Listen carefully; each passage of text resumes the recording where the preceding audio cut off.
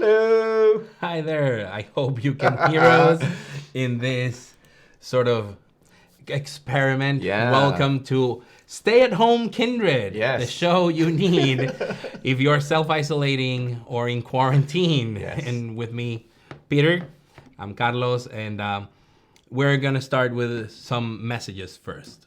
Yeah, so I should say we're flying blind without tech ghouls tonight.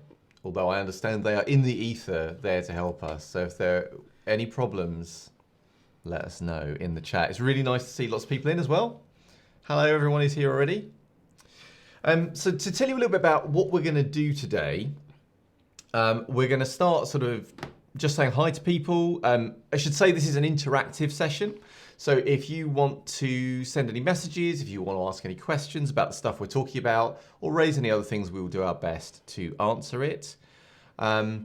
It's also worth saying that keen eyes amongst you will notice that a lot of you look like you're the same colour on the stream because of interesting CSS excitement. So basically, for those who are watching live, you're probably having a dual chat. So we have the chat on the screen, and next to it is your Twitch chat in which you're typing. And probably your Twitch chat looks okay and looks beautiful, but we're using a widget that does not that assigns the same color to everybody. And if you want to have your own color, you just change it in your settings. I have not been able to find how to change it on my mobile app, but Peter has managed to change it on his computer. So for those watching us on YouTube, it's less of an issue for you. Yeah. But next time, join us live so you can chat and be there. Also, reminder, keep it clean-ish, I guess. And if you're listening to this on a podcast by any weird reason, just ignore the last minute. Yeah. What I said has no bearing on what. But we will endeavour to read out who's asked the question. So if you're listening to us on the podcast, then you will at least have some sense of what's going on. Yeah. So in terms of what we're going to do, we're going to have generally sort of chat as we go if anyone asks anything. But we're also going to talk about V5. So if you like rules, I mean system rules rather than real world rules, then we've got the stream for you. We're going to talk a bit about how we found V5 and how we've interacted with it over the over the Chronicles that we've run so far and the Chronicles that we're planning to run. We're also I'm glad that you love rules. I love rules too. Yay!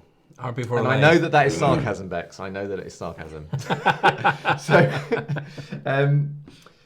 we're also going to do the giveaway for the Herald's Coin a little bit later on as well, which we will be doing via the medium of dice, which one of us will be running to grab any second now. Yeah, because we don't have them at hand, and we don't have a tech tool that helps us with that. And we'll also be talking about some of the things that we're going to be doing over the coming weeks, because obviously these are strange times that we live in. And, you know, we want to kind of do some fun stuff during those times and get you guys involved if you would like in playing games with us.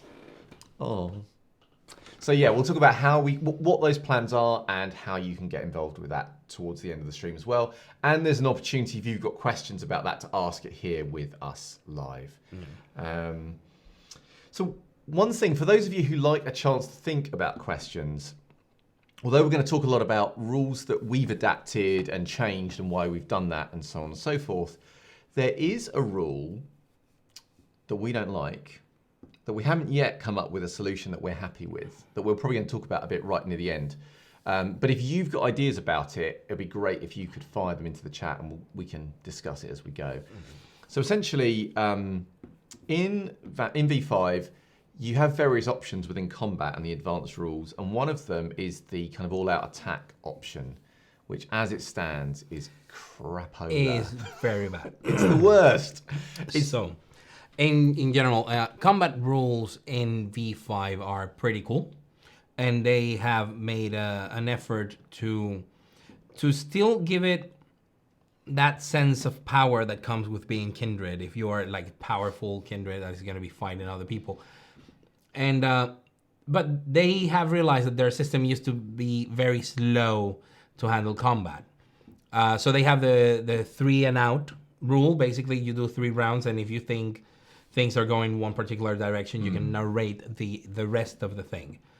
Now, one of the options that is presented is the all-out attack, in which for a ludicrous amount of effort, you gain a +1 to the damage you do on your roll. Yeah. With a lot of drawbacks. Oh, it's terrible. So essentially, yeah, you even if you win the roll, you will still take damage, lots of damage, and you will only do +1 damage. It's rubbish. So if you, as an ST or wannabe ST, have looked at that rule and thought I could do better, let us know in the chat, and we'll talk about our ideas a little bit later on. Oh, already? No, well, during. Should we? No, you want to? So, I see that Kirsty is on chat. Yeah. Hi, Kirsty. So one of our friends, Kirsty, that has been with us until recently here in Bristol when we were doing our stream, and she is, well, very much our resident assistant tech ghoul or tech ghoul trainee. She brought us Stroopwafel liquor, which is a delight. So if you would like for us during the giveaway to have a little bit of Stroopwafel liquor commemorating our friend, all you have to do is with two people to send a winky emoji. Yeah. Then there's one. Oh, there's the other. Oh, that's fantastic. it. Fantastic. We'll have some you. Stroopwafel liquor For Kirsty. in the interval when we do the giveaway. So for Kirsty. So. Okay, so when we started out, back when Tidus were kicking this all off, back in the day, with Blood on the Thames, we ran V5 very much as it was in the book. Now, it's worth saying that one of the good things in the book is that they say right from the outset, obviously all the rules you can take or leave as you want. They give various options of how to play. But nevertheless, we wanted to try it as close to the core experience as we could get. So not only did we use the main rules as written, but we also used things like the Chronicle tenets as written to get that experience. And then when we came to Blood on the Thameses, we thought, well, now we've played it a little bit, let's kind of change things we don't like a bit or alter things that we think could be better. Obviously, all of these changes are just our opinions. You may disagree or not. I know as they've sort of come up in the Chronicle, people have seemed to like them in chat, so I thought it might be worth talking about them kind of as a lump together here. And also you as a player, Carlos, if there are things that you... And obviously I can see Phil and Lane and Bex are all in the chat. So if you as players also have opinions, now is the time to unleash them. So basically, when Peter mentioned that we were doing Blood on the Thames rules as written kind of approach, is because we originally, when we created our characters, Jim, Moses, Benjamin, and Katya, we used the 20th anniversary edition, the V20 edition, and it was a jump. We were going into a new edition, a new system, new rules, things that we didn't understand. Tidus read the whole book and said that he was happy with what he had read. Then we read it as well, and he said that he wanted to go with rules as written, and that's the way Blood on the Thames was run.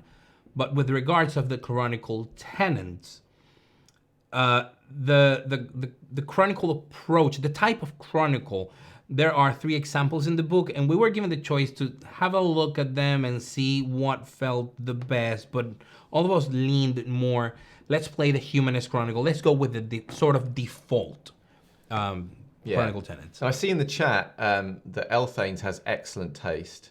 Yes, he does. Because he's saying that he likes the weird Chronicle tenets in Blood on the Thameses. And something that's worth talking about, because when you set your Chronicle tenets, you're basically establishing what the themes are and what the kind of the morality of your society is in that game and where you want the tensions in play to be. So in Blood on the Thames beforehand, That ran with humanist Chronicle tenets, and that's like your classic vampire approach. And it means that it's very much about people trying to hold on to their kind of internal goodness, fighting against the beast. And a low humanity vampire will be, I think, what we consider to be low humanity, as well. So those two things kind of run together and dovetail really nicely. I do want to talk about the Blood and the Tamases tenets, because I like them too. Yeah.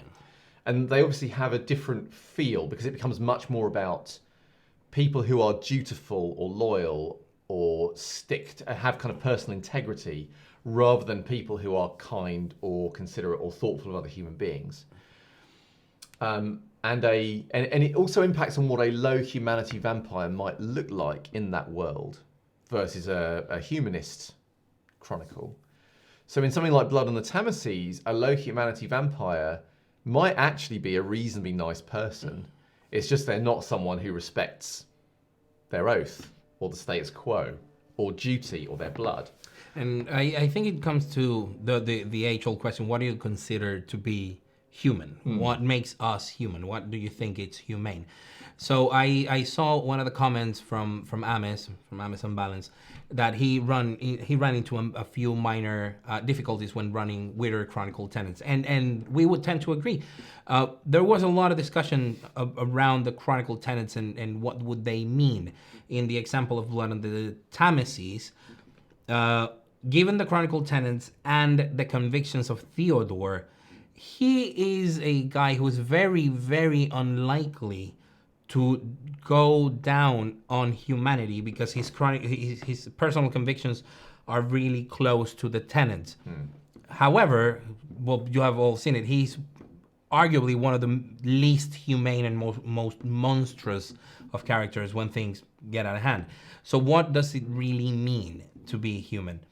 One of the approaches I was telling Peter is you would have your Chronicle tenets, but then you would have default things that would always give you stains, that would always be considered transgressions to your humanity and to be human. And there are some that we are using in Blood on the Tamases, like ghouling someone or embracing someone, those kinds of actions. But you can perfectly broaden it up, talk to your players during session 0 and say, you know what, I'm going to play with very weird Chronicle tenets around, I don't know, like a medieval Hun invasion of Europe. But basic stuff like burning down a village and killing people will give you stains. Even if you're not breaking a Chronicle tenet, you will degenerate in some manner if you are depraved.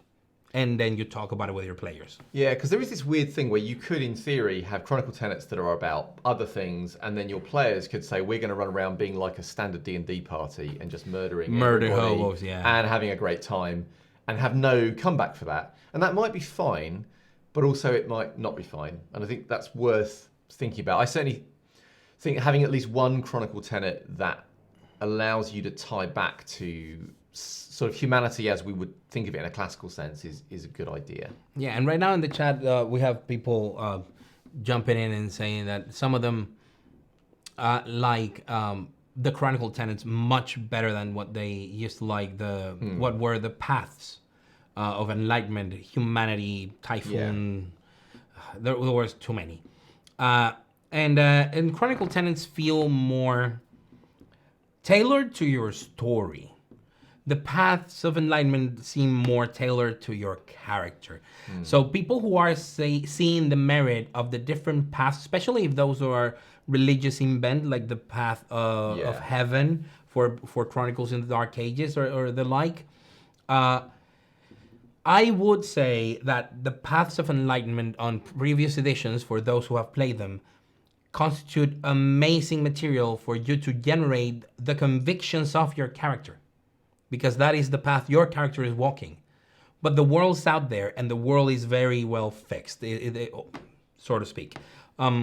It is talked and discussed in the book also. You can have a same campaign, Chronicle, going across eras and start maybe in the Dark Ages with a set of Chronicle tenets, but then the world changes, and then by the Industrial Revolution era, Chronicle tenets are slightly or very different, and then modern times as well should have a different bent.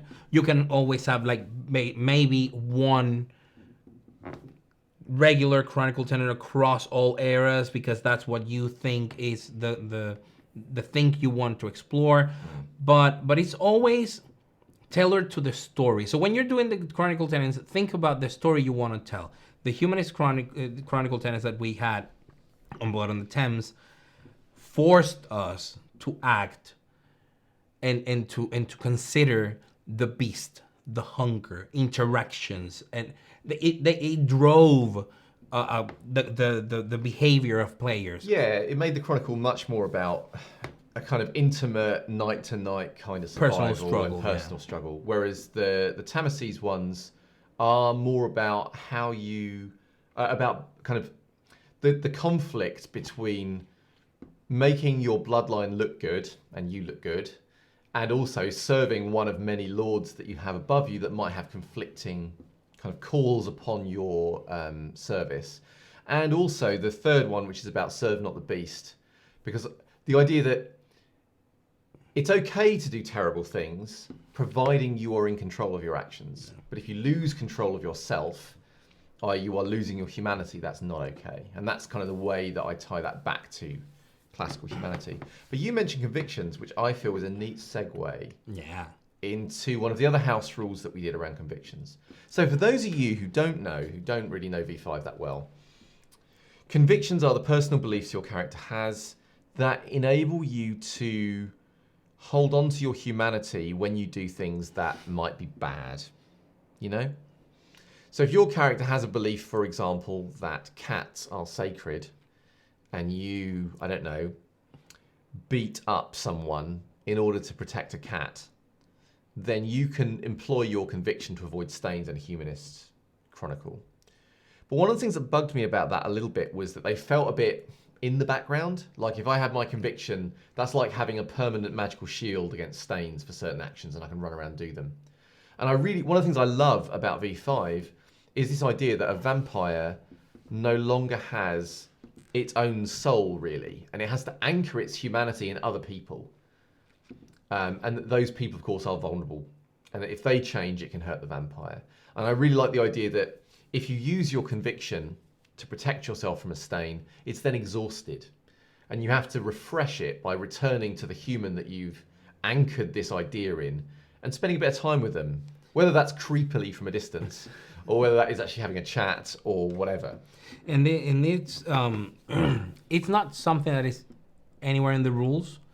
And I assume they're saying this type of waving in front of the camera. Oh yeah. That it's like we have evolved to be like away from the camera to avoid that. But going back to the convictions, it is both a good element of gameplay and of mechanics, but also a great story element.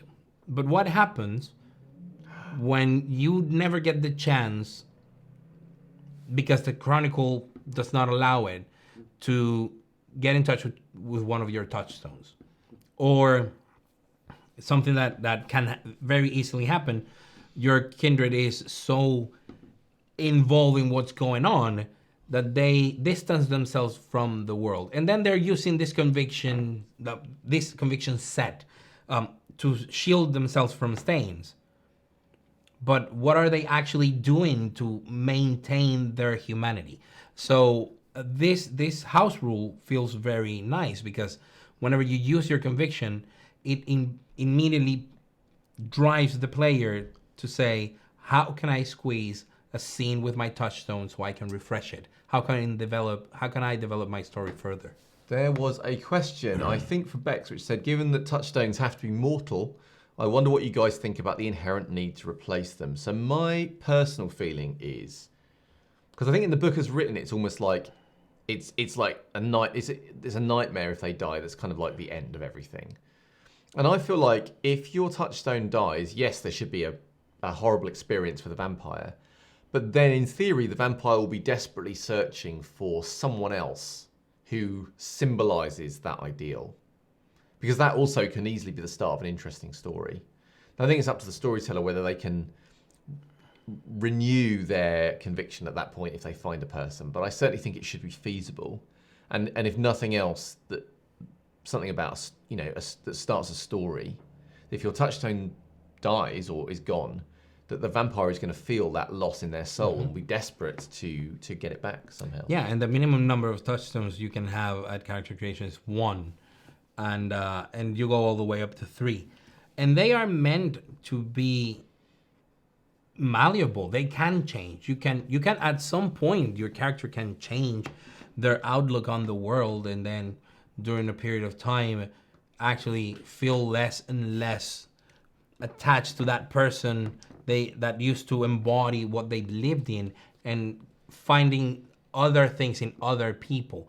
So it is by no means an easy process, but the possibility of you either re-anchoring your existing conviction on a new person, should that person die or disappear, or developing a new conviction in lieu of an old one, or growing, is part of the character growth, it's part of the path of the character. For sure. Oh, by the way, we think you're great too, Miss Unreason. Hi. Thank you. And Lane, I think you said, have we ticked the box? The question is, I have no idea. I have no idea. Mitch definitely ticked the box. Oh, Didn't you, Mitch? Mitch is all over that. It's Mitch. Mitch is the hero. He's still the tech boy. He's online. He's got it. It's cool. Thanks, Mitch. Much appreciated. So one thing that is in the book, but we didn't use so much in Blood on the Thames that we're using in Blood on the Thameses, is the rule about if you've got a pool that halved is equal to the difficulty, you can auto-succeed. Now, I'm quite a big fan of this, both as a storyteller and as a player, because I think it's actually very annoying when your character is like the greatest, I don't know, chess player in the universe, and you say, I'm going to have a quick game of chess against someone, and then you fail. Yeah, you have to roll and it's, or, you know. And it's also, if it's just a transient scene and you just want to see how you did and move on. You don't want to have a compulsion or a frenzy necessarily in every scene. So this is more like a storyteller's tip. If you don't feel that it is driving the story, either the chronicle or the personal story of one of your characters, don't roll. Don't waste time. Unless the player really, really wants to make a point or wants to develop something or make a roll, because it's everybody else's times in the table as well. So yeah, I think that's the thing, that in V5, because of the hunger dice, any bad roll can potentially result in a massive murder or a whole kind of side plot kicking off. And so there is a thing where, whilst it's fine to do it sometimes, I do feel like you don't want that coming up just randomly all the time, because it can get very frustrating for players, I think, if they can't pursue things they want to pursue. They get stuck, especially when you are on moderate hunger, not even high, 2-3 hunger. Yeah. And you want to do something, but then you don't want to roll, then it holds you back. So having the take half rule is very convenient for that. You can immediately say, I'm going to engage in this amount of very low stress, very safe, almost ordinary everyday stuff, and I have these pools, this is the successes I have, let's move on. We talked a while ago, actually, Carlos and I, we didn't implement this rule. We talked about an idea for a rule where, let's say there's a bunch of mortals in a fight with a vampire, and the player is obviously going to win the fight, but it's going to take quite a long time to play out. That instead of playing out the fight, you might just say, I don't know, for every mortal over the first one or the second one, that vampire is just going to take a superficial point of damage. And then the player just says what they do. They say, I take them all out by headbutting them one after the other. And you say, great, take 2 superficial damage, scene is done. Yeah, not even a need to roll. You just check how many successes would he have given the pool being halved. If it's a scene that is critical to the chronicle, roll it out. You want compulsions, you want bestial failures to show up, you want critical messes. So I see a question from Lane. One of the things I wanted to ask, we talked about it a little bit before, but how do you deal with thinking about red crits / fails on the spot? It's hard. Okay, so that is a question that has to deal with how inventive and creative you can be whenever there is a messy critical or bestial failure showing up. That's what I assume that question reads out. How do we do Yeah, and it? probably also succeed at a cost. And succeed at a cost. So my first and easiest answer is, doesn't matter if you repeat yourself. Like, don't be afraid of doing the same thing over and over again for certain things. So, for example, in bestial failures during a hunt might end up being either a masquerade breach or an increase on hunger. You end up no more satiated than when you started. So it's basically a moot point if you cannot think of anything interesting. Now, if you think about what's going on in your Chronicle, if the area has enhanced police presence, then maybe a police officer saw you. So that breach of the masquerade now changes slightly. Success at a cost are also tricky because I think the trickiest of them all is the messy critical on social scenarios, because you're not only succeeding, you're succeeding in an amazing fashion, but the beast shows up and grants you a compulsion. And sometimes he's No, that's very... a bestial fail, isn't it? Sorry, it doesn't give you a compulsion. The beast shows up because it was a messy critical. In a physical scenario, it's okay. Like, I want to hit that person, and then you end up breaking their skull. Yeah. And you kill them accidentally. That is a good, like, let's escape this situation. But in a social setting in which showing like your fangs, intimidating someone, like you have just critically succeeded at an etiquette role with the prince. How can the beast show up and be detrimental to you while you still, you have to keep in mind, you cannot take away the success of the player, like the critical success. So usually I would think, give them the same as the critical win, and then add like poo on top. Because you can sometimes get away with it. Obviously, the etiquette with the prince is a particularly tough call, example. See? But if it is a persuasion roll with another character, it might be you persuade them by being very threatening. It becomes an intimidate, but a very successful one. So you got what you wanted, but maybe they've left thinking that you're a scumbag, or that they're now afraid of you, things like that. So I think there are options, but it is hard in answer to your question. And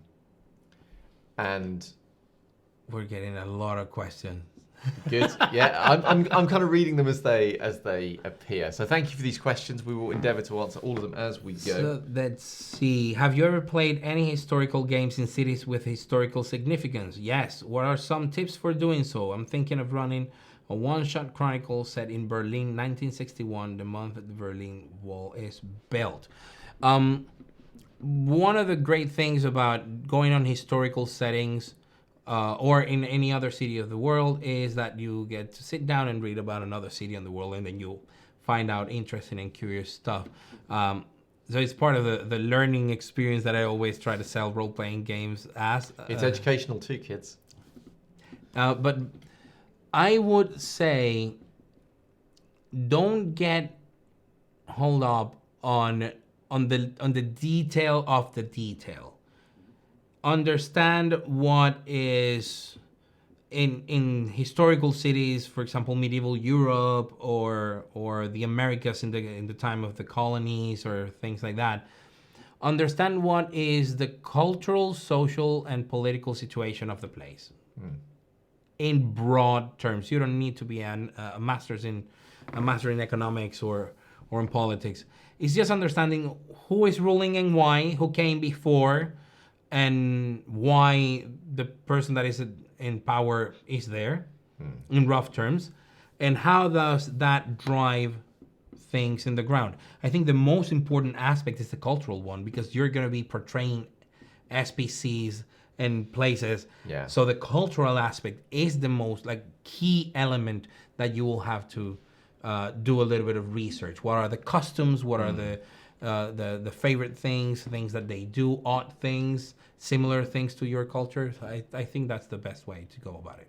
So to come back to the sort of second half of Lane's question about thinking these things on the fly, I agree, Messi's and bestials can be tricky. Succeed at a cost, I think, is probably the hardest. Yes, because I have to say, I always take my hat off to Titus. I thought he always did a really good job of coming up with some nasty costs for us to deal with.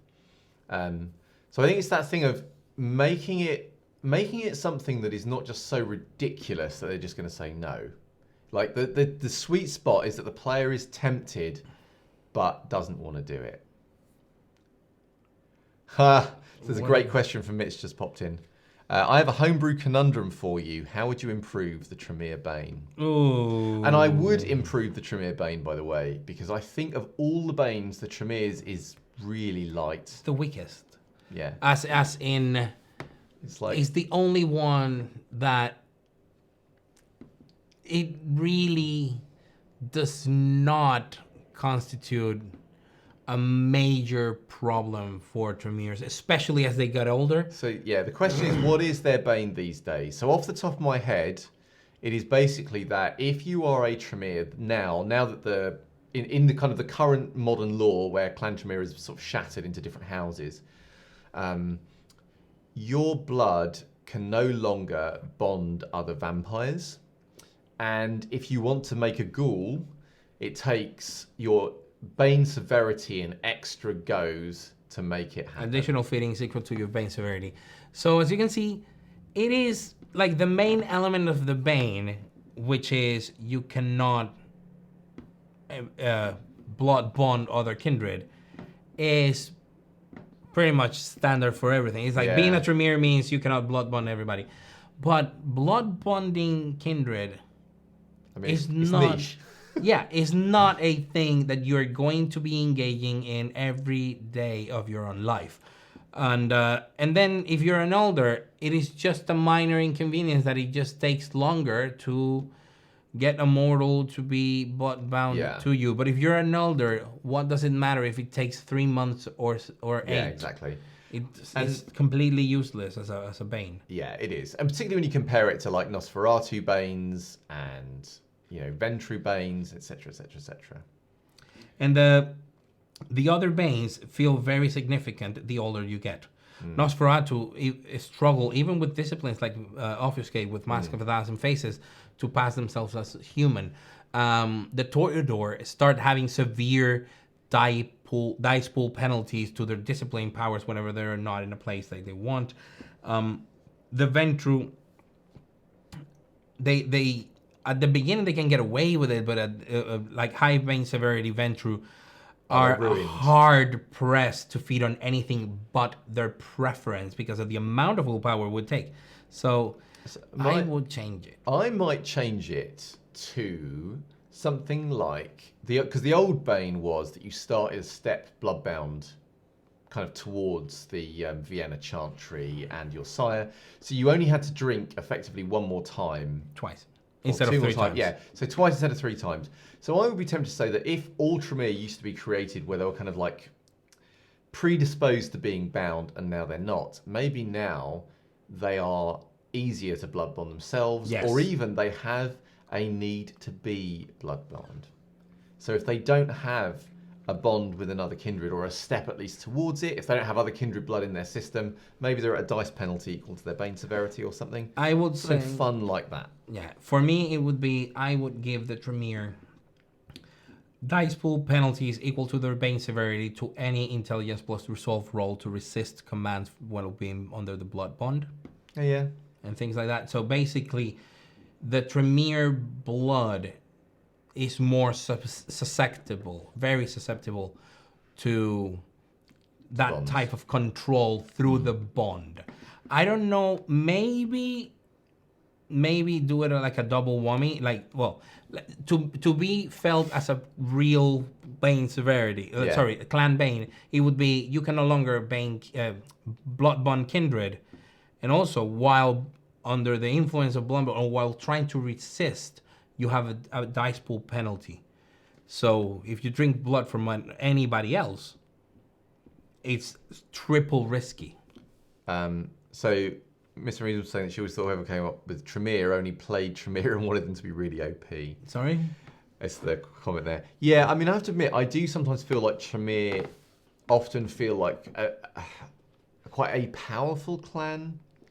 And I do sort of handle them with care, I think, in Chronicles. I think the power of the Tremere comes with preparation, and a lot of people give them like they have a lot of power. True, but it comes from two things. One, they are unpredictable to other clans. If you're holding the rulebook in your hands, the Tremere hold no threat to you because you know everything they can do. But if you're living in their world, you have no idea what's the extent of their power. And that is their political maneuver, so to speak. But they are defenseless against potence and presence and all of those other disciplines, just as any other kindred. But a Tremere that is prepared with the proper rituals, and I do like that the rituals take longer and they take blood. If you're really well prepared, you can get away with things once until you have time to prepare again. So yeah, I would say in V5 they feel more balanced than they were in V20. Absolutely. Sure. But then the Bane is crap, so we'll come to that later. So talking about jumping back to kind of homebrew rules and things, I want to talk about my favorite rule that we've introduced for Blood on the Tamases, and this is the assist rule. Ooh. So as it stands, if in the rules as written, if you assist another character and you have a skill in that area, you give them an extra dice. And each character that assists gives an extra dice. And the thing that I didn't like about that was if I'm, say, playing chess, and the master chess player of the universe is next to me giving me advice as an assist, that should be more impactful than a novice chess player at my shoulder giving me an assist. So the way we play the rule now is skill levels of 1 and 2 give an extra dice on an assist, but if the person assisting you has a level 3 skill or level 2 with a specialty in that area, then they give you an automatic success. And if their total of skill points and specialties add up to 5, then they give you an automatic 10. And that means if you had 2 master chess players advising you in a chess match, assisting you, you would get a critical win automatically because you should. That's just how it should be. I mean, you have 2 experts on the field assisting you, each of them with a skill of 5 or 4 with a specialty in that specific area. You should have at least a critical win. You should at least succeed in a good manner. Of course, it over prolonged periods of time, it just helps you more.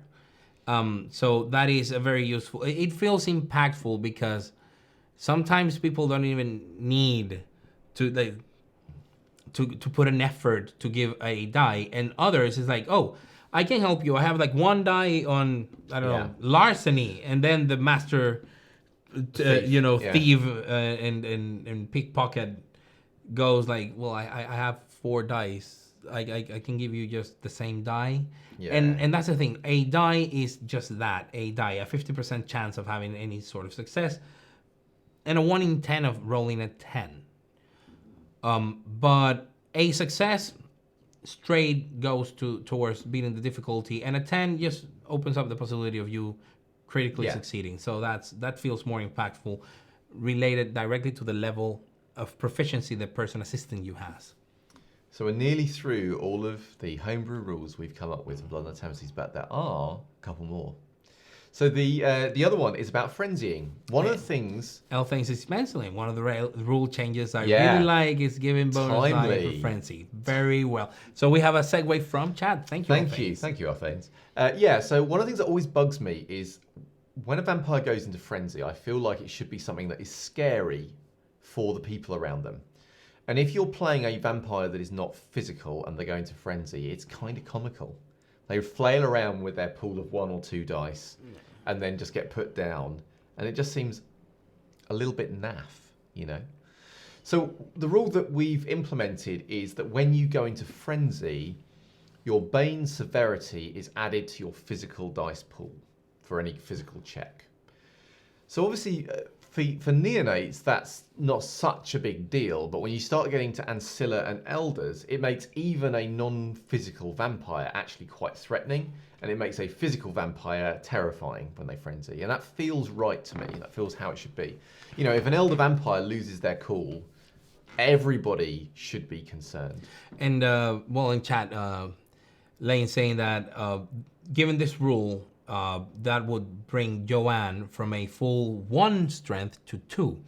But where you're, so even if you don't have brawl or melee or firearms or whatever it is the skill you're using, it's a pool of 2. If you rouse, it becomes a pool of 3.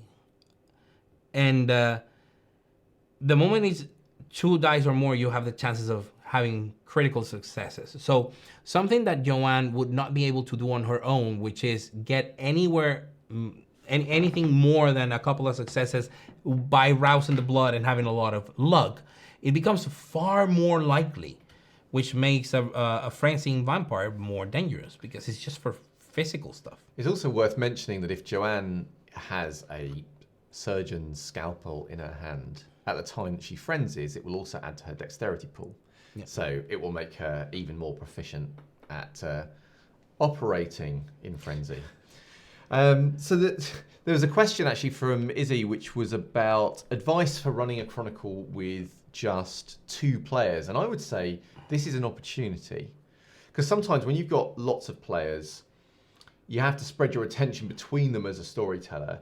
Whereas if you've only got 2, on the one hand, it means you can just have a lot more time with each one, but it also allows you potentially to explore a really interesting relationship between those 2 characters.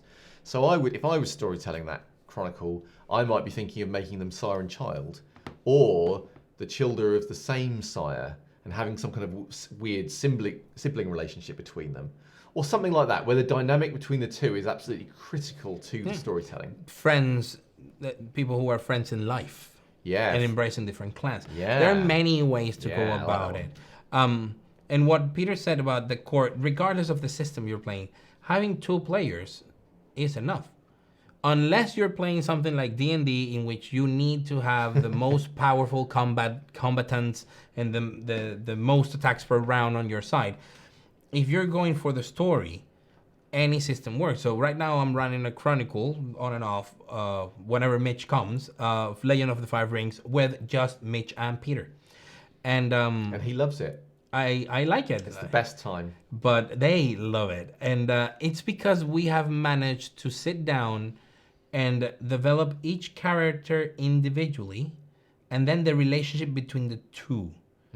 And that is basically the focus of what's going on while the Chronicle is happening, while the campaign is happening.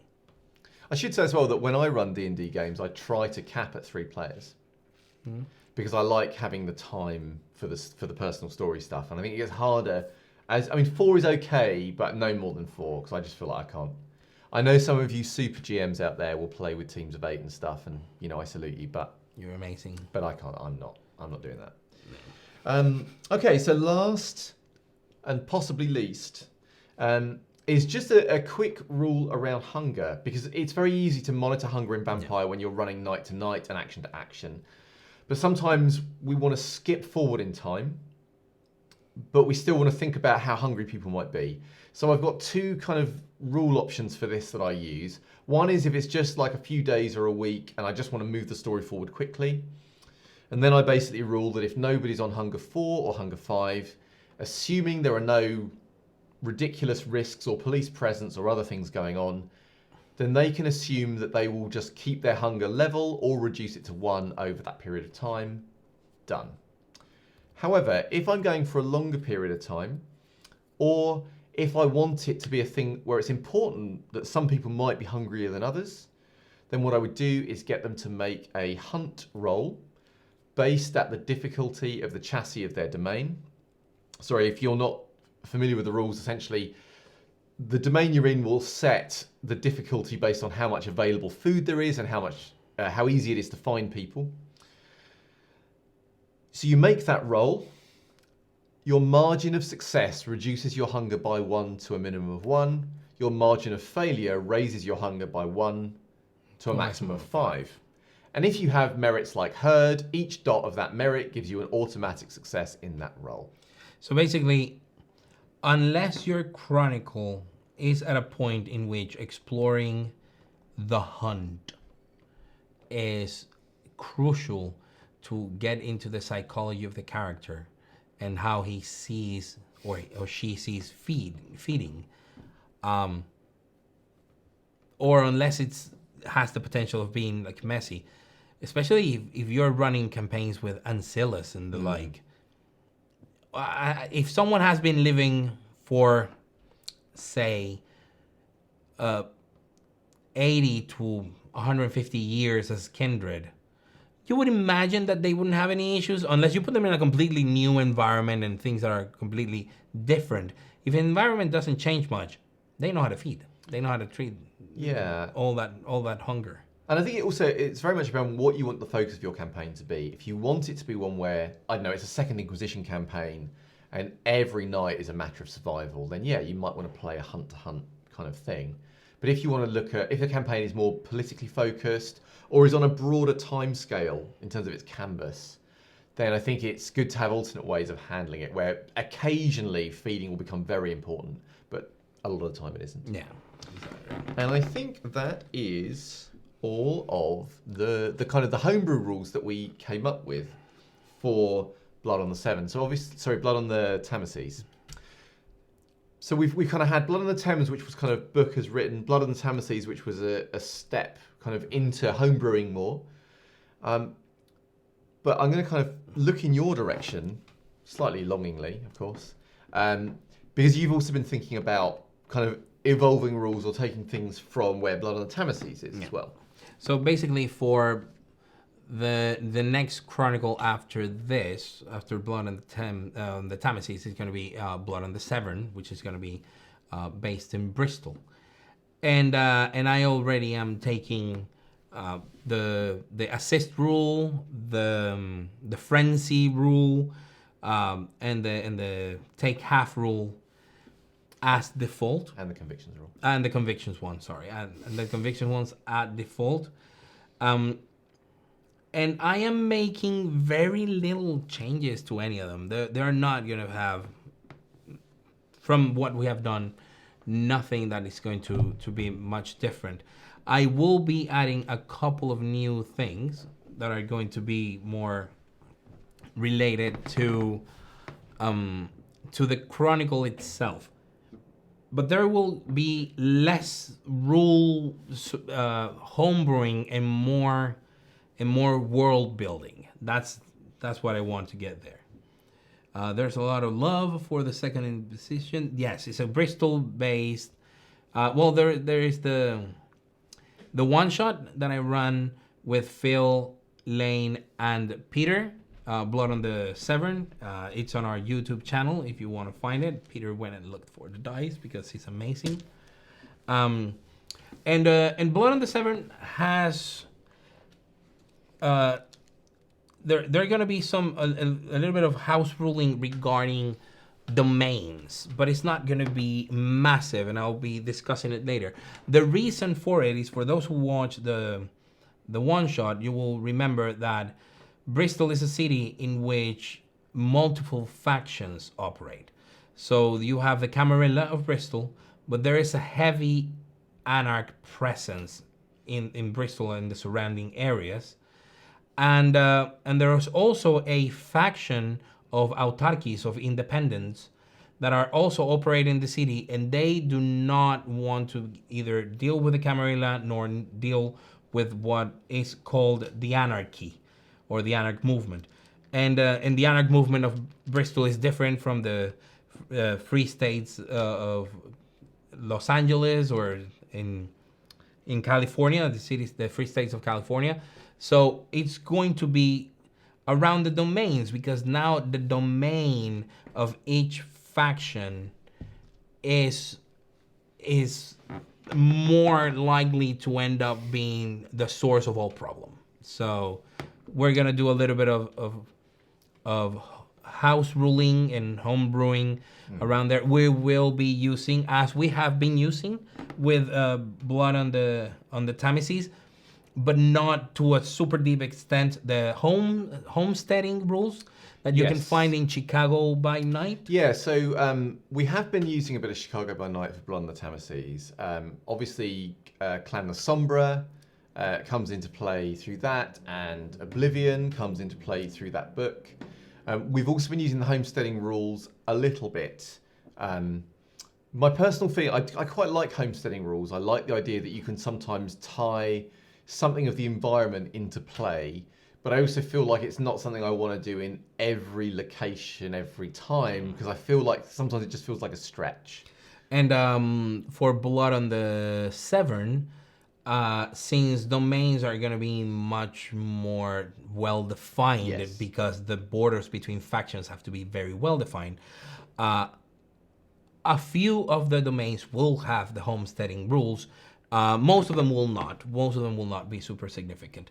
And to answer Imsiver's question, please don't tell me you are going to end up blowing the SS Great Britain like my players threatened to. Let me assure you, the SS Great Britain and all the waterways in the center of the city and around the city belong to the autarkies and are under the protection of a bruja called the Teacher. Nothing's gonna happen to the SS Great Britain. Don't worry about it. But I think it's dice time. Oh, what? We're here already? Wow. I think so, Is right? it? Yes, Is it I time? think so. It's time. So hang on. So you're saying it's time to announce the giveaway of the Herald's Coin? So the only thing is, if we're going to announce the giveaway, don't we have another important thing we need to do whilst doing the giveaway? Oh yes, because two in chat, at least two people in chat. Yeah, two people in chat said it was important that we, celebrated this giveaway with a drink in Kirsty's honour, because we miss Kirsty, and she very kindly brought one of the most wonderful things that's ever been invented, which is street waffle liquor, into our lives. I've been, as a chemical engineer, the curiosity of what is it made out of, so I can give it a try at some point later in my life. I have not been able to find it. It apparently is like a super this recipe. You will die of sugar shock. Yeah, probably, but it's the way I want to go if it's going to happen. So I'm happy with that. My Boba Fett. Yeah, this is Carlos's cool glasses. So, to Kirsty, we miss you. Salud. Salute. Oh, yeah. So good. Our answers are going to get better by the sip, let me tell you. Well, his answers. Yes, one of us is a lightweight drinker. Can you guess who it is? Totally Carlos. The rum drinker, for sure. The rum drink for sure. Definitely. Oh, yeah, what are we doing? A giveaway, something? It is a giveaway. I'm looking for the list. And I found the list. You've got the list. So, because we're going to do this with a dice roll this time, so you've all been allocated a number, those of you who are eligible. So we're going to... my pause. It's 2 sips. He's pausing already. So we're going to roll the dice, and we're going to see who wins the Herald's Coin. So basically... I'm just going to talk about it because it's great, a little bit, the Herald's Coin. Because it's got the crest of Vampiric Oxfordshire, which Alicia designed, which I love, by the way, even now. Whenever the starting soon screen comes up, it always just makes me happy when I see it. Get me some kazoos instead of a run roll. I want a drum roll, but in the way of kazoos. Come on, give me kazoo lords. Hang on. People...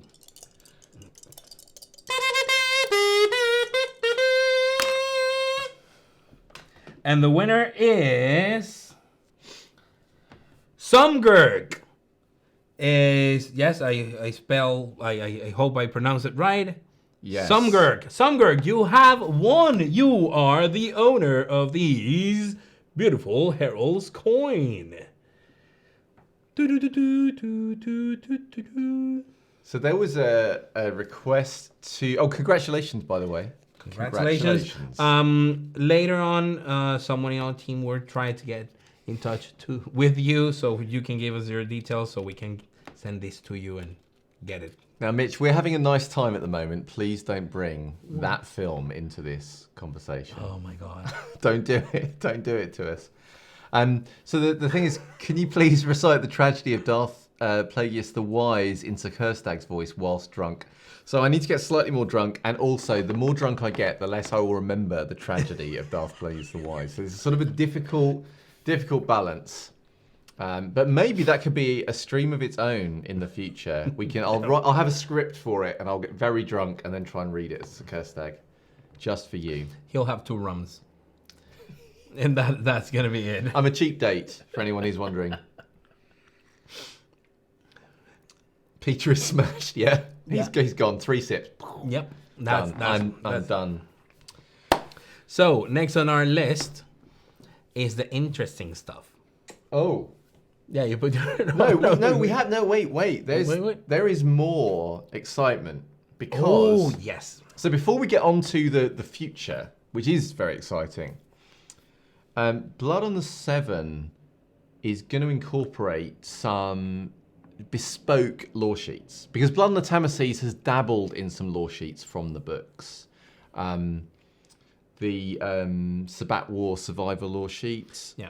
And the... Hasn't showed up in play. Oh, it hasn't shown... I'll say nothing. Another lore sheet. There's a secret lore sheet. Secret lore sheet. But suffice to say, it's only a couple of lore sheets, and they are ones that are in the books as written. However, there are some things that are not yet published. There's no published material on them, and there are also some things that are unique to the Chronicle that Carlos is looking at doing. And so, with that in mind, we've made our own. So, for those of you who don't know about the lore sheets are very interesting ways in which you can tie your character to the overarching meta plot of the World of Darkness. So if you want to work in your world in isolation and you create and explore that, no need for lore sheets, no need to explore anything beyond that. The moment you want to start touching up on other elements, so for example, some of the lore sheets will be descendant of Hardestag, descendant of Helena, like iconic kindred of the World of Darkness, then you start tying your character and the Chronicle by extension to the greater plot of the World of Darkness. That also means that you can create your own lore sheets to tie your Chronicle and the player more strongly.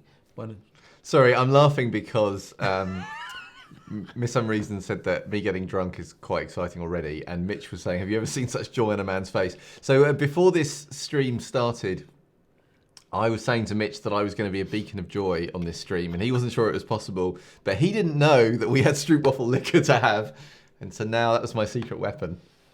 So, going about lore sheets, there are plenty. You can find them in the core rulebook. You can find some in the Camarilla book, which are Camarilla related. Anarch book, Anarch related. Chicago by Night, great set of lore sheets. Very well done because they tie around the city of Chicago and the meta plot as well. So some of them are exclusives to like a club or to like an area. Lycanthrope, Lycanthrope Hunter. A Lycanthrope Hunter, yeah. So you can have those like in a general sense, but what? It's all right. The Amis is saying it's very important that you top up my glass. My glass is already pretty high. Peter's glass is about 60% full. Mine is about 20% full. So I'll keep an eye on it and top it up, okay? Mine is empty, actually. Mine is far from empty. It's far. It is nearly full, as is my soul at this moment. Sorry, you were talking about very important things about lore sheets. So, for example, in the Chicago by Night lore sheets, you would find a lot of interesting stuff that is both tied to the meta plot and also tied to the city. Yes. If you're with industries and things like that. He's so gone right now.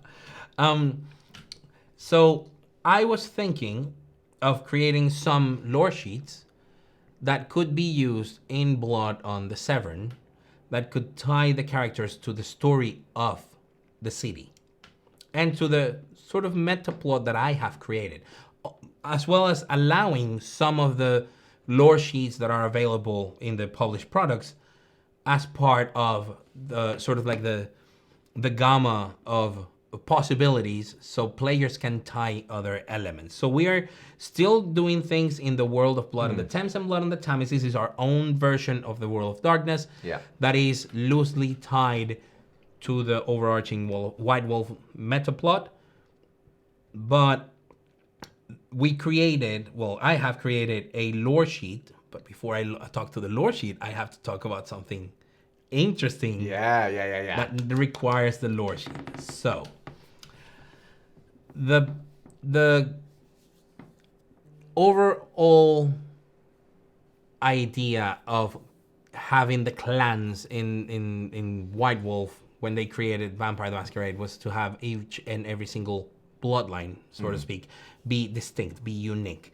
And each one of those being unique would portray different aspects of the kindred. So, of course, a Nosferatu kindred is different than a Toreador, which is a seducer, or the dominating Ventru, or the sort of shape-shifting Gangrel.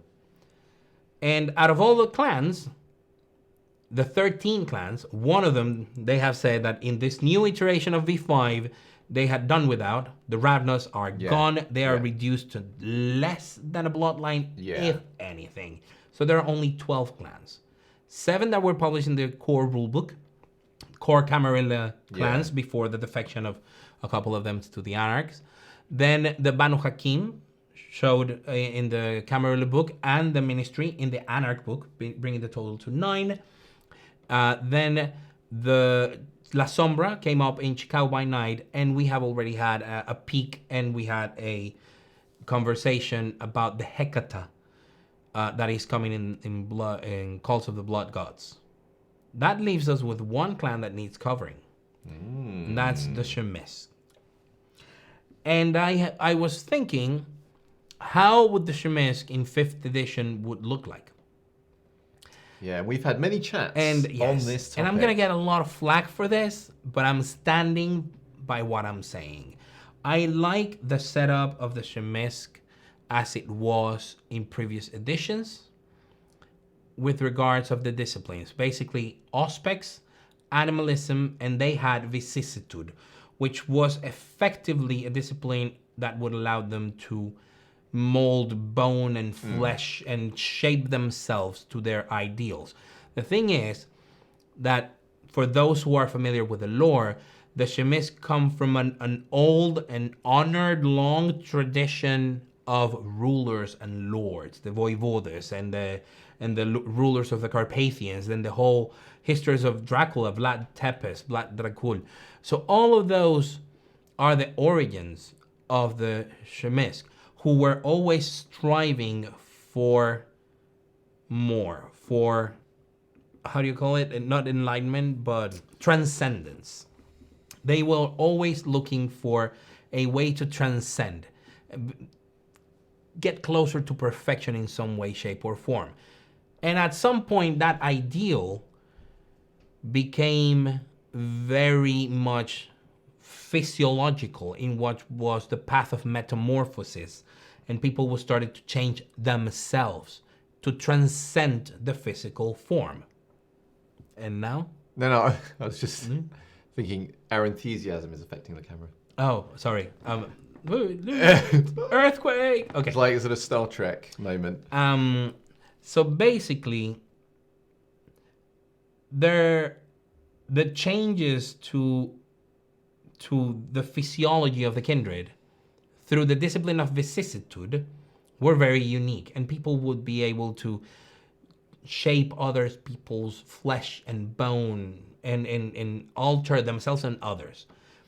Now, it always struck me as odd that for a lot of people, playing a Shemisk meant playing someone with vicissitude. And if the reason you're playing a character of a clan is because you like the one discipline that you think that makes them unique, then are they really unique? Yeah. Are they really a clan worth playing outside vicissitude?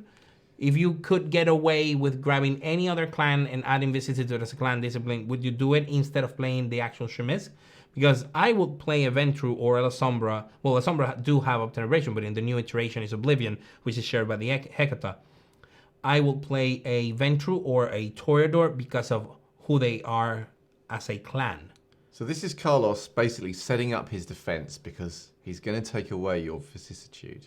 And you've just got to deal with it. You've just got to deal with it. You've got to deal with it. Because in V5, they tend not to give clans a clan-specific discipline. What they do is they have disciplines that are shared between clans, and then they tweak them with different pathways or amalgams to make them unique to that clan. And that's actually something we both really like about V5. It keeps the number of disciplines low. So right now, I think we're dealing with 10, 11 disciplines. And that's it. I have no idea. The 10 disciplines in the book and Oblivion that has been given to 2 clans. Yeah. So why would I want to have the Shemisk having a discipline that only them have when I can take other disciplines and make it so that it can be used as vicissitude? And of course, this is going to draw a lot of hate from both Shemisk lovers and Gangrel lovers. But think about it. Again, if what makes your clan special is that they have a unique discipline, reconsider your clan, your favorite clan, because you're not playing the clan, you're playing the discipline. Protein is the discipline of change. And if it's a discipline that can allow you to grow claws, transform into mist or into other creatures, or move your heart around, it can also let you alter your body. So vicissitude could be very well be made into a protein path, so to speak. With protein 1, malleable visage, sort of Shemisk-like power. It could be either an amalgam using auspex to find your own features, and malleable visage will allow you to change your features, your body features, slightly, in accordance with what other disciplines would do at level 1. Give you a couple of giving you a couple of dice to sort of like disguise yourself as someone else without actually changing yourself to that degree, or making you shadow somebody else in a crowd because you don't look like you. Changing your eye color, your hair color, some basic features on your face for a rouse check, and having that sort of malleability, and that would last a scene. That is the very basics of it. Then you could very easily have a protein 2 being the feral claws. Well, yeah, like the bone weaponry or that kind of which thing. Is, yes, which is feral weapons. weapons. By another name. Yeah, feral weapons, sorry. A reskin. You can have feral weapons very easily. Now, vicissitude 3 is when things get interesting. Or protein 3. Yeah, there is no vicissitude, people. There is no vicissitude. No. It's protein. Instead of letting you meld with earth or change into the form of an animal, now you can change yourself. And you can do what you used to be able to do with old vicissitude. Basically, reshaping your flesh and bone and your skin and changing yourself through the path of metamorphosis, if you will. And of course, if you also have feral weapons, protein 2, at any point with a rouse check, you can have, if you have like spikes on your arm and your elbows and your shoulders, you can make them feral weapons, and then they will do aggravated damage to mortals and non-half superficial damage to others. But these changes are permanent. The thing is that if you want to change back, you also have to roll again. So protein 3 is where you want to be at. Now, bear in mind, nothing is done to other people. It's just you. Protein 4 is effectively the path of vicissitude of protein 4 is effectively the Sulu form, which is the war form of the Shemisk, which is this sort of like massive stuff, and it's not anything outside the mechanics of V5. So protein 4 shape change allows you to, you have beast form at 3, and then the prerequisite of it for shape change is at 4. It allows you to transform in something like a bear, something that adds to your physical attributes, to your stamina, and does a heap ton of damage. So you could have a Protein 4, probably Animalism 2 power that allows you to transform into a huge beast. One type, just the type, that's it. Bigger than your mass, you name it. But if you do Vicissitude, if you're a Shemisk, this is your Sulu form. If you are a Gangrel, which is someone who has access to protein and animalism and could get access to this thing, and we were discussing it, this would be an amalgam power that would allow you to transform into a bigger, miniature version of any, like a combat form. Yeah, like a scary vampire wolf or a scary vampire bear or whatever. That idea of there being a supernatural animal rather than a normal animal. Instead of being a normal animal. And therefore, you wouldn't, it would be only that form and it would be clearly supernatural, but you wouldn't need the prerequisite Protein 3. So many Gangrel would go Eyes of the Beast, Feral Weapons, Earth Meld, and then these base form. And then for Protein 5, you could very easily transform into Mist if you want, or you can have your heart move around your body, or you could learn how to do this to others. And then this allows you to use your level 1 and 3 vicissitude powers to transform other people. And it only makes sense that a master of vicissitude is the one who can actually shape other people. So obviously you, listening along, may have thoughts about the new Protean powers that we're putting forward. And we'd like to hear them. So, if you're watching live and you want to put it in the chat now, that's awesome. And if you're watching on YouTube or listening on the podcast and you want to comment somewhere, that's also awesome. Because all this stuff is stuff that we're kind of experimenting with and putting into play that might get tweaked or changed as it goes along. And you may also have had your own ideas about how you would bring this clan and those disciplined powers into a game. And having a Shemisk with that setup of disciplines is still very relevant because you can still have Auspex, you can still have your mostly mental animalism powers with some of the physical interaction with animalism powers, and then your protein powers. But if you are more of a physical metamorphosis and growth and change Shemisk, you can use the protein branch, the vicissitude branch. And if you are more of a traditional Shemisk, you can ignore all of that and be normal protein, sort of. So I'm glad to hear that people in chat are sort of saying nice and approving things. But what this really is setting us up for is the fact that Blood on the Seven is going to be thinking about lore sheets more proactively. Yeah. And one of the interesting things about the Shemisk clan is they're quite a multifaceted clan. And what Carlos has come up with is this lore sheet to try and allow people to explore different facets as their characters might find appropriate. So the Shemisk are being explored in the lore and throughout V5 as the way they are now. It's easier to have the clan portrayed as they are now than it is to portray them the way they were before. So by default, you would have the Shemisk being as I described them, with those 3 disciplines plus all their physical change, the struggle and striving always to be a better version of themselves on the outside at the very least. But there's also all the old clan Shemisk, all the old lores, people in the Carpathians and in the mountains of Romania still hiding to this day. People who were looking for transcendence in a different way, by becoming one with the land, by becoming the best lord, spiritually with the land or with the people or by religion. There were many other versions.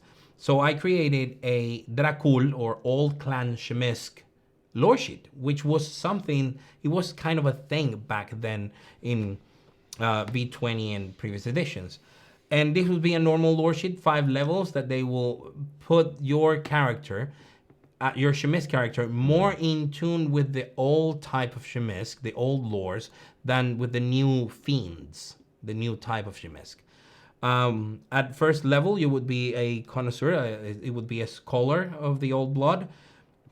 which will give you a couple of dice very specifically for things like academics, politics, occult, and etiquette when dealing with old Clan Shemisk, knowing their lore and their ancestral lands. So it's very niche, very small, but it gives you a couple of dice in a kind of broad group of skills, 3 or 4 skills.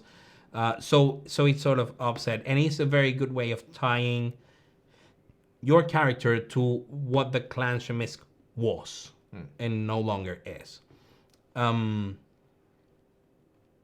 Let's see. Oh, we have already a comment. Not quite sure about requiring 5 dots to do anything to others. Also wondering what you consider the actual mechanics of 3 outside of cosmetics. Okay, the actual mechanics of 3 involve many things. So you could add permanent dice to either intimidation or persuasion rolls, depending on the type of changes that you're doing. But it's like 1 die or 2 die, or you could always activate them in a similar manner to presence. So it would be, yes, it is closer to the 2 Oblivion trees. So Amis was mentioning that the discipline powers and this pathway for vicissitude within Protean seems more in depth than the amalgam discipline from Dementation. Yeah. And I think in the core rulebook, they did handle some of like Dementation in a very kind of simple 1 amalgam power, job done kind of way. Whereas when Onyx Path started working on Oblivion for the La Sombra and the Hector, it was a much more kind of detailed, laid out pathway. And I suppose we've been influenced by the latter in this case. So, Vicissitude 3 will allow you to have changes in a permanent fashion. It'll include things that, for example, you could include having your feral weapons always ready. No need to start doing crazy stuff. You already are having weapons. If you want them to be feral weapons as the power, aka +2 damage and damage not being halved for Kindred, then you would have to activate them. But other than that, you will always have claws that you can use to do aggravated damage to mortals. So that would be one of the things. It would allow you bonus dice in times of, for example, being in situations in which being double jointed or being able to wriggle through different confined spaces would be useful. So the mechanics are not 100% written down because of the wild amount of possibilities. So I'm thinking about giving a range of 1 to 3 dice to certain activities, or 1 success, or something similar along those lines. So it would be there, it would be permanent changes. You can start trying to look like somebody else. Not, when I say somebody else, it's not me trying to look like specific person A, is me trying to look like not me. Mimicking somebody else, the way Shemisk Vicissitude used to do, was the equivalent of what now Obfuscate 5 does. And that's pretty much an illusion. So I'm not trying to create a discipline that will overshadow other disciplines at higher levels even. So let's maybe jump back to the lore sheet. Lore sheet. Because you talked about the rank 1 ability with the lore. So all Clan Shemisk, according to the Shemisk Clan Book revised editions and all of that, some of them would trade Vicissitude for Dominate. And effectively, they would tell you in some cases that the disciplines of the true, of the all Clan Shemisk would be Animalism, Auspex, and Dominate. Vicissitude being sort of like the disease that came into later.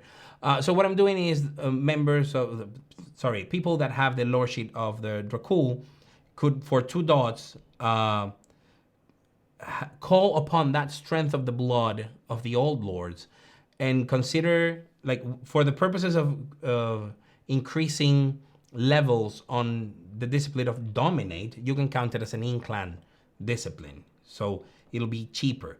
It's just that discipline. It's not like other lore sheets in which you have a choice of taking one. I think it's the low clan discipline that comes to mind. And it's a top up. Oh, I've got a drop. Hang on. No, you don't. Okay. So there is the one of the lore sheets, which is the low clans lore sheet. And in the low clans lore sheet at level 4, you can choose pretty much any other low clan, choose a discipline from them, and then just quite have it. Which is kind of what? Is that the end of the bottle? Yes, it is. It is the sad end of the bottle. Peter will cry. Salud.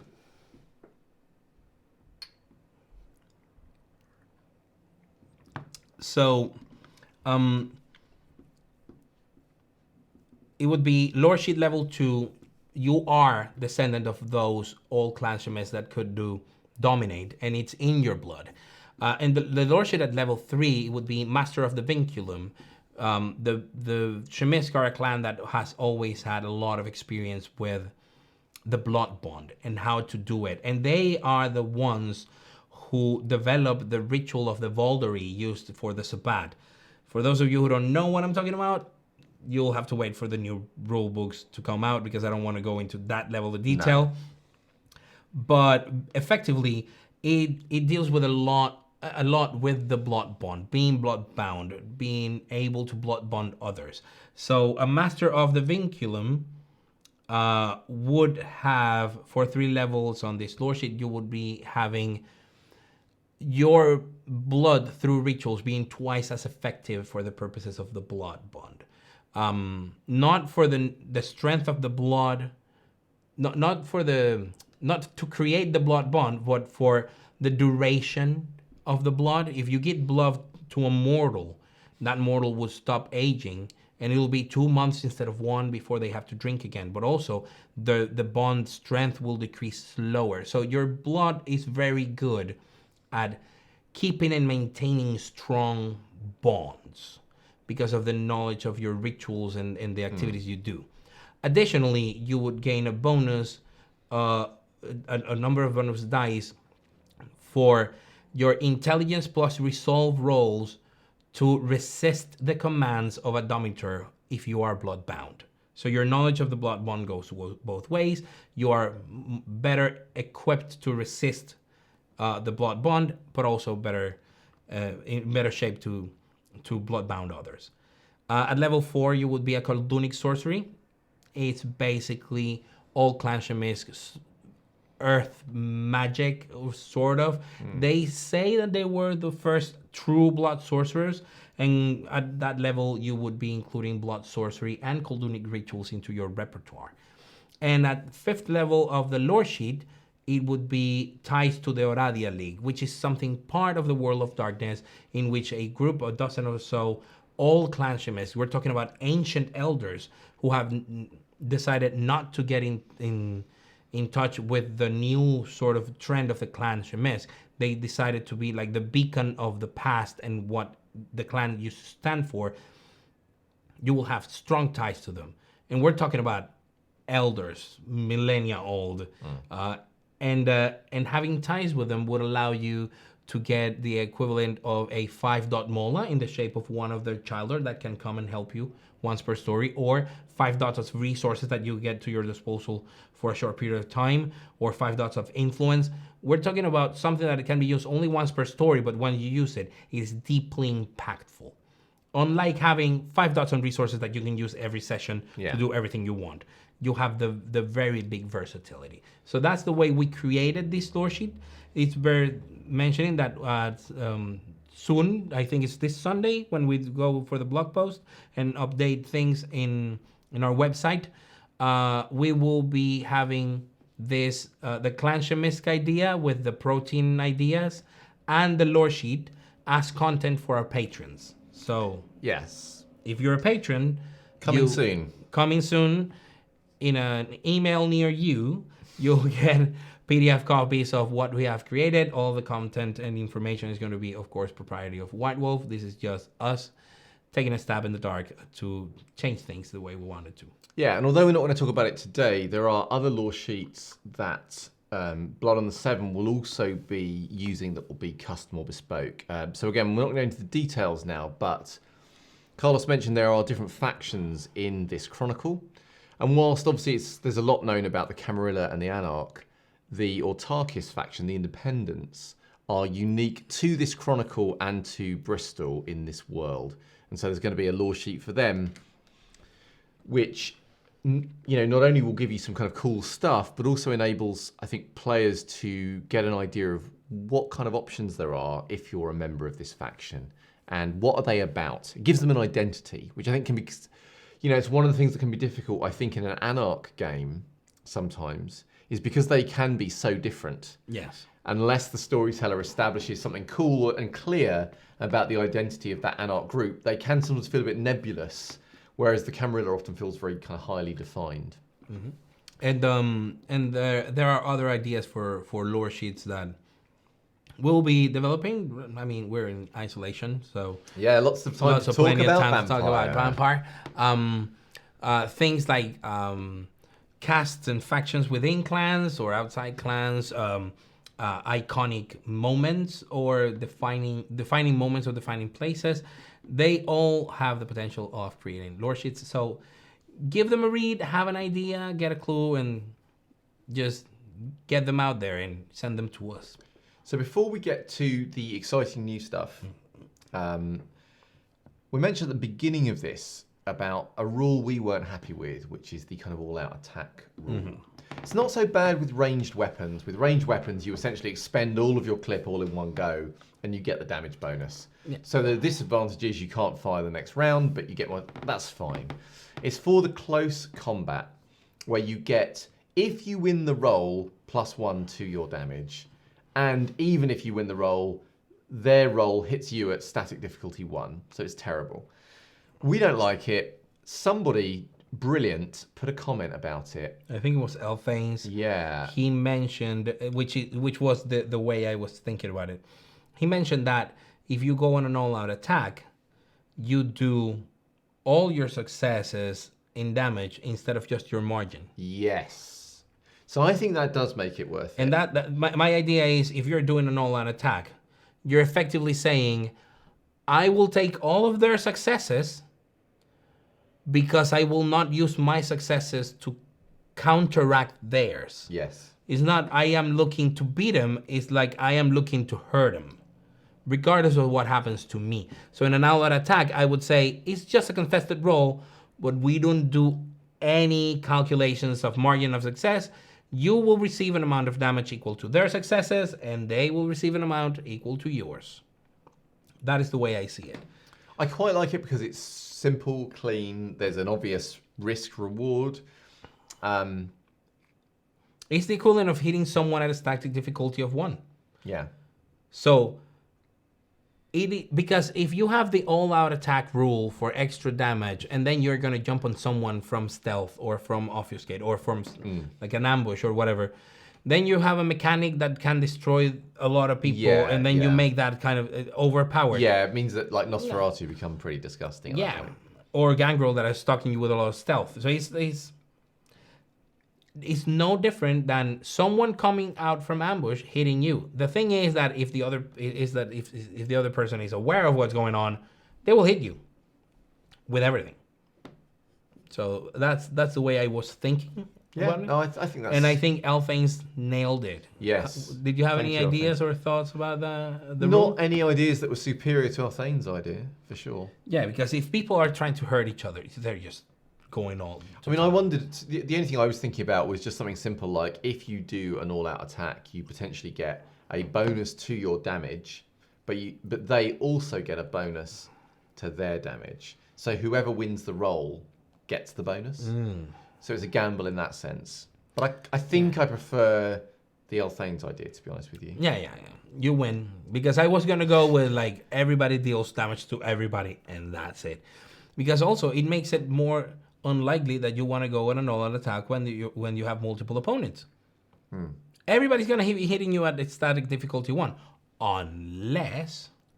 Elthanes is back. The problem is with dodging in that case, though. Yeah, now I would argue that if someone is dodging and someone else is doing an all-out attack, that if the dodge beats, if the number, they wouldn't take all the damage. If someone is purely fully defense and someone is purely fully attack, I would probably say that you would just roll as normal. You do as a normal. It's like if someone is doing an all-out attack and dropping their defenses to get a hook on someone who is completely dodging, well, I would say that if you're in an all-out attack, then you win on a tie. Instead of being the guy, because if you're dodging, if you're dodging, you win on a tie. Like usually, if there's a tie, everybody hits each other. If they're a tie, and you're dodging, you win. And if the guy is dodging and you go like, you know what, I want to win the ties, I'm gonna go into an all-out attack because that exposes you. I can get down with that. So thank you. Thank you very much. Very good. We'll be incorporating that into Blood on the Thameses. And Severn. Coming to you in a stream near you. So this is probably a neat segue into talking a bit about the kind of the future. So obviously we live in kind of uncertain times at the moment. Frozen. Oh, it's frozen, but it's back. No, We're good. We're good. Yeah, we live into uncertain times at the moment, and obviously we've postponed the season finale of season 2 for Blood on the Thameses. Depending on how long it looks like things are going to pan out, we will either just reconvene when we're able to and do it as normal, or we will run it on a slightly different format once we've got everyone set up in the relevant place to do so. But more news on that in the future. In terms of what we're going to do in the immediate future, we've mentioned that one of the really cool things when Kirsty came to visit recently was that she was able to play as a guest in the stream, and that was really nice. And we figure that this is, because we're going to have to run games with people dialing in, it presents us actually with a weirdly unique opportunity where we're not limited by geography at this point. And therefore, wherever you are, potentially, you could get involved if you would like to. So the announcement basically is, come on. We are going to be playing for the at least next week to see how we fare. Yeah. Because we have to keep in mind, this is something like if the tech is being done, if the camera is moving a lot, it's because Peter and I are putting it in what is not our usual setting. Yes. We're doing things for the first time in this format. Live and uncut. Yeah. So basically, next week we're gonna try and have a virtual session. The way that is something that it was a really difficult decision to come to initially, because I believe one of the things that I like the most, and I felt very unique about Blood on the Thames, and then now Blood on the Thameses and Severn and all of our one-shots and products, is that we are a group of people that are playing on the same room. Yeah. Unlike I don't want to say the totality, but the vast majority of streamers out there doing tabletop RPGs are people using technology to their advantage, which is quite cool. But I think I've always felt that having everybody in the room and interacting in the same physical space added a little bit of a different atmosphere to our stream. I'm sort of old enough to rant about pen and paper and actual physical dice. I'm not going to get into We're not going to go there because I'm not that drunk yet. But it's one of the things that we like the most about it, and it's a shame not to have it. But having said that, given that we can't have it, we might as well roll with it and have some fun. So our idea is to just have normal style sort of role-playing games. Yes, body language is very important. And what we're gonna try is for next week to play a session of Blood on the Severn. I have ideas for at least three sessions in different times, in different points in time in the history of Bristol. So we're not gonna be playing Blood on the Severn modern era. We're gonna be playing Blood on the Severn. I think the year was 1653 during the time of the English Civil War. So that is one of the spots. The other one is going to be in I believe it was 1873 or 1877, which was during the Victorian era and the Industrial Revolution era in Bristol. And last but not least, in the 1740s, when the slave trade and the sort of the pirate era was at its height in Bristol. Now, for the cool part. No, well, I was going to say, so if you want to be involved in this, whether you're watching us live or YouTube or podcast or what have you, if you're hearing this now and you're thinking, hey, cool, I'd like to play in one of those games, then what we would like you to do is head over to our Discord, where at some point in the very near future, Mitch will be putting a special channel for, I like to call it Carlos and the One Shots, because it sounds like a cool band, you know. So where Carlos and the One Shots will exist, where people can get together, they can talk about maybe ideas they've got for characters, they can talk about their availability over the next few weeks. The plan is to stream this at our usual time on a Monday, so 7 p.m. UK time.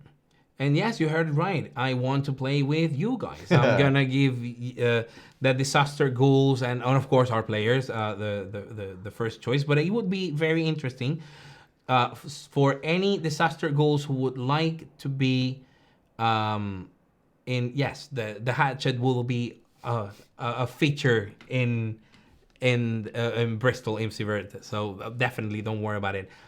And I would like to know which one of the one shots would you, if you have any preference, because each of them have a very different feel.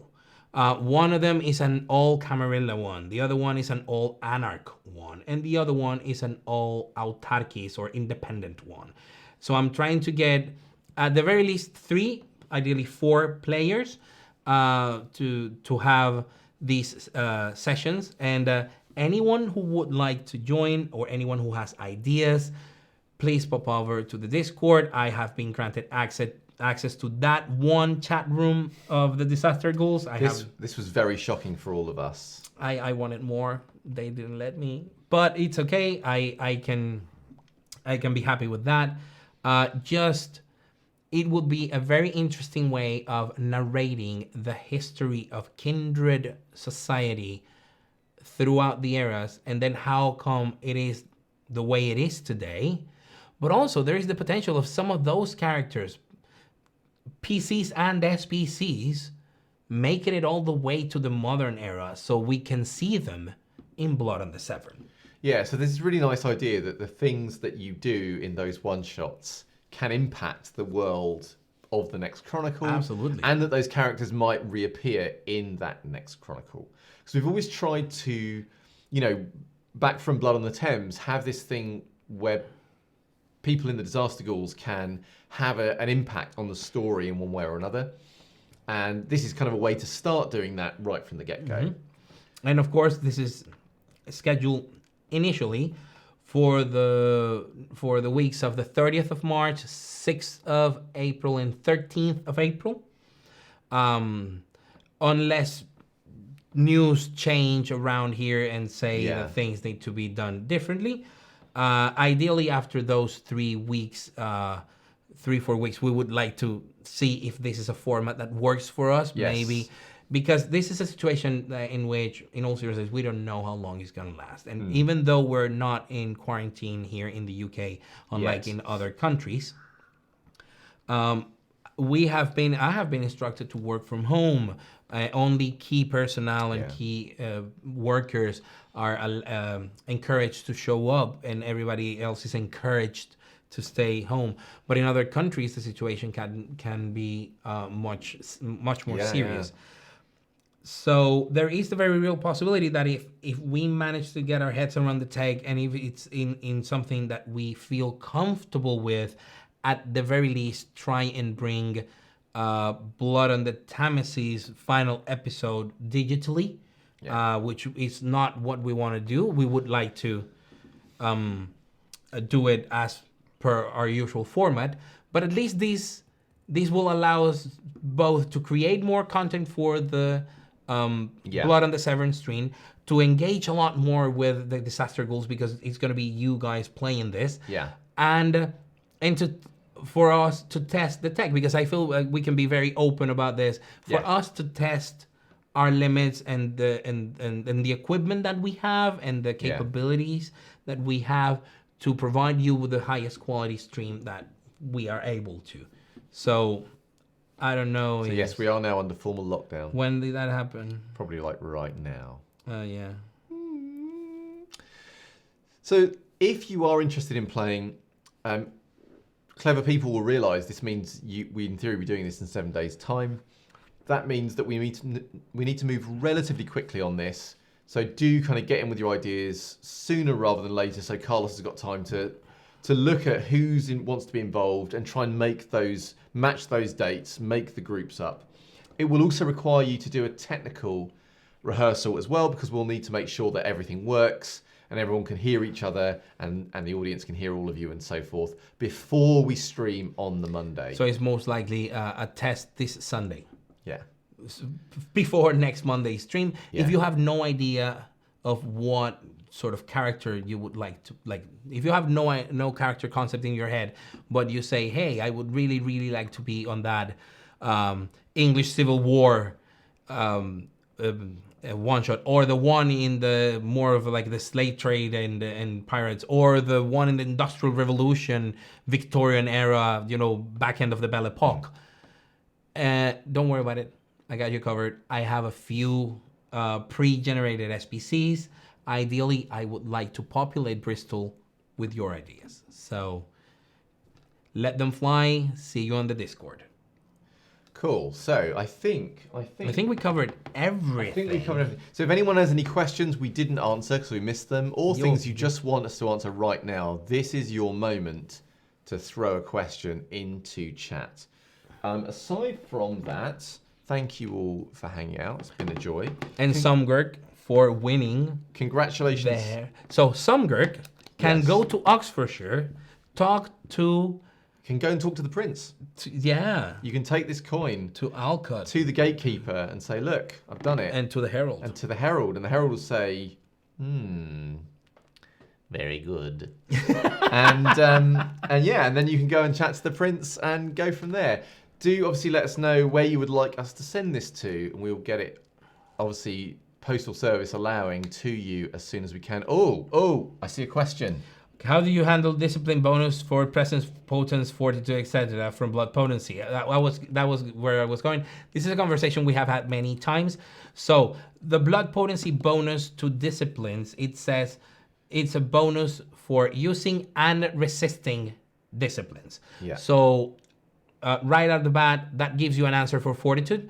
If you had fortitude 1 unswayable mind, fortitude 1 already adds to your pools to resist disciplines, presence and dominate and the like. Yeah. So immediately goes to think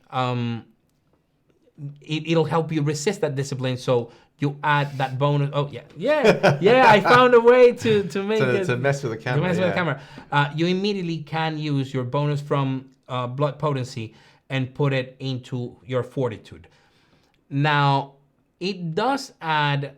It's for all of them. To everything that has dice. Yeah, so... Important. Everything that has dice associated with it. So things like potence does not give you dice. Well, potence to prowess. So prowess it will add to, for example. So yes. Prowess will give you your potence rating in additional damage in melee combat, or half of it rounded up in... your potence as additional damage in brawls on our combat, half rounded up on melee, and you add it as dice for feats of strength. Yeah. If you add it as dice for feats of strength, your blood potency bonus does add. Yes. If it's for things like dominate or presence, Yep. Bing. it adds. If it's presence 1 or and you add your presence to your persuasion or performance rolls, Bing. boom, you add it. So everything that has a die rolling component Yes. to it. Is that I think that's covered. does that cover your He said drunkenly. Let's see. Favorite song right now? go? Oh, I don't know. Something like Always Look on the Bright Side of Life, probably. Oh my god. I'm gonna go with Wasteland by 10 Years. Alternatively, was it? No, something Japanese. Forget it. Let's go with 10 Years. 10 Years, Wasteland. Yes. That's a good one. Kirsty said she's going to give us a chance to request some fan art. Yes, definitely. When I am clear of mind, I will have a look and we'll request some fan art of you. Thank you, Kirsty. Also, I read that she said at some point that since we very much liked the Stroopwafel liquor, she's now gonna have to bring more to Bristol, and I think the answer to that is absolutely yes. Yes, you do have to. But don't worry, we'll hold you whenever to that. whenever you come to Bristol, you don't have to pay for a hotel or whatever. You can stay here. It's weird. I think Phil said something, but I can't read it. It's strange. Yeah, It's like Kirsten, blurred. draw Squiffy Blurred. Peter. The moment in episode 10 where Joanne kills Velvet. It could happen. I mean. Well, who could say? Who can say what will happen in episode 10 apart from me? And I'm not going to say anything. All right, so So I think we are pretty much done. So we're going to do, because we're tech limited, we're going to do a live outro for you. Eventually we'll create outros for this. And then when we finish that, there'll be a sort of a fairly abrupt cut as we finish. Elthanes asks, is the duel going to happen in episode 10? Theoretically, I have been known to not get to where I think I'm going to get to and fit things in occasionally in sessions. But yes, and the duel is coming very soon, actually. So it's very likely to happen in episode 10. Carlos, favorite element of the periodic table and why? Platinum, number 78, is one of the rare metals that is also very good for catalyzing hydrogen from its diatomic form into a molecular form for hydrogen fuel cells. There are other elements to it, numerologically speaking, but then I would feel like awfully old. But it's my favorite element, platinum. Yes. That, if you're finding out today that I'm a nerd, Lane, I got news for you. So, Okay, so thank you very much for joining. It's been really good. Been very nice to hang I out. think if we do this 5 more times a week, we might get the hang of it by we're getting there. 2027. We're getting there. I will also be an alcoholic.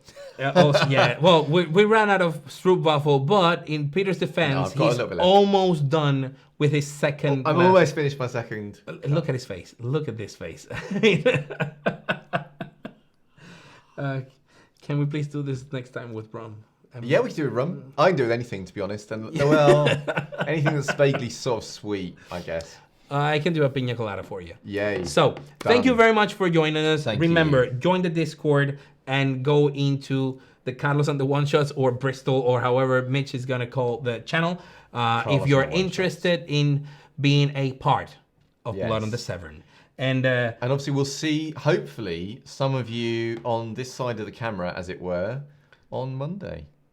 so until next week, this is us saying goodbye preemptively Yes. while we Right, as we go do to the our live outro. live outro. Are you Okay, ready? I'm ready. Okay, here we go. Hit it.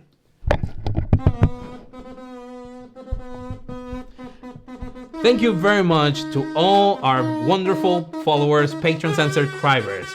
Aiden Keefe, Alicia, Alter Mirage, Amazon Balance, Angarad, Bjornstern Prime, Cedar Wim Menegello, Christina Buchanan, Cricket, Daniel Davis, Evander Bardason, Elfanes, Frasy Sass, Galaxy Heartbeat, Hida, Imsibird, KT Magnus, Kirsten Van Verven, Laurentis, Locutis, Lyra, Manuk, Michael Mullen, Mason Rison, Potato Hallow, Potato Hallow, Rachel Phoenix 85, Roglormash, Sir Peabody, Shadow Gamer 264, it goes bad. The Nerdiverity and the winner of our giveaway, Sumgorg. We love you. Bye. Yeah, we can stop recording as well.